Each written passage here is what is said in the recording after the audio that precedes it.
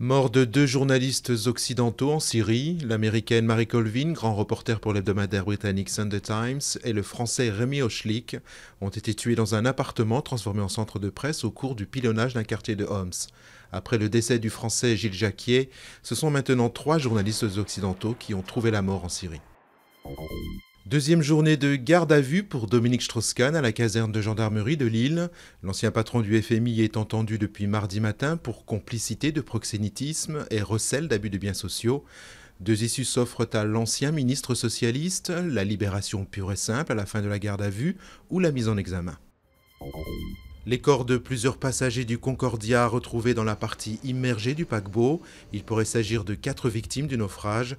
Les opérations de récupération sont en cours. Au moins 5 morts et une trentaine de blessés mercredi dans de nouvelles émeutes anti-américaines en Afghanistan.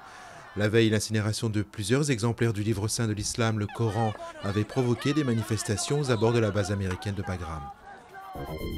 Avis aux amoureux de jolis contes sur fond de drame historique, Steven Spielberg nous entraîne cette fois dans la Grande Guerre, avec l'histoire d'un jeune homme, Albert, et de Joey, son pur sang. Ce dernier est enrôlé dans la cavalerie anglaise lors du conflit de 14-18, où il deviendra un cheval de guerre. Pour un temps séparé, ils se retrouveront en dépit des nombreux obstacles.